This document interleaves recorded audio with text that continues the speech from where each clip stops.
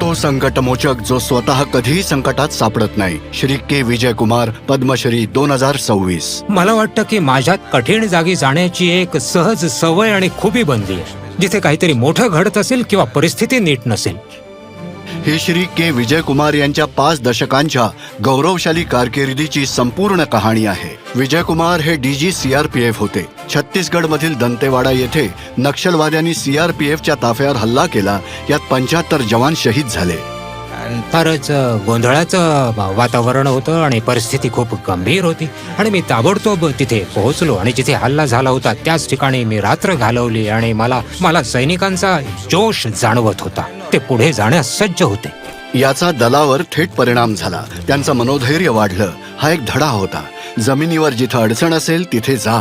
विजय कुमार यांचे आई वडील व्ही कृष्णन आणि कौसल्या यांना आज नक्कीच अभिमान वाटला असता. त्यांचे वडील पोलीस इन्स्पेक्टर होते, नेहमी कडक वर्दीत. त्या लहान मुलाच्या मनात ती प्रतिमा खोलवर कोरली गेली होती. त्यांनी MA पूर्ण केलं आणि 1975 मध्ये त्यांची IPS साठी निवड झाली. 1 वर्षानंतर त्यांनी IAS मधील निवडही नाकारली. विजय कुमार यांना गणवेशाच्या सेवेबद्दल तीव्र ओढ होती.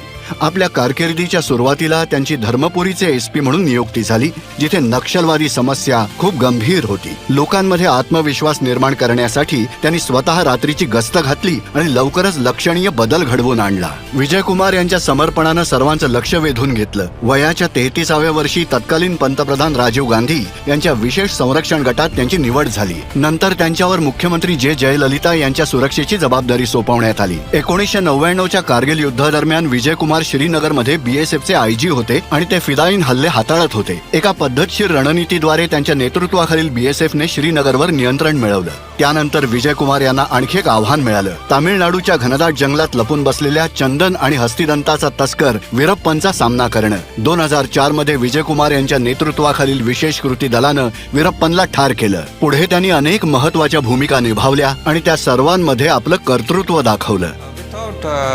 जर तिने कुटुंबाची संपूर्ण जबाबदारी घेतली नसती तर मला नाही वाटत की मी आज इथे असतो. ती माझी सगळ्यात मोठी ताकद होती. मला वाटतं की तिचे आभार मानण्याची हीच योग्य वेळ. माझ्या लक्षात आलं की असं केवळ मीच नाहीये, तर असे अनेक लोक माझ्या पाठीशी आहेत. कोणत्याही कामात जर तुम्हाला तुमचं काम आवडत असेल तर तुम्ही त्यात चांगली कामगिरी करू लागता, तुमचं सर्वोत्तम देता आणि आपोआपच सर्वोच्च स्थानी पोहोचता. श्री के विजय कुमार, पद्मश्री 2026. कोडी कोडी नमस्कार.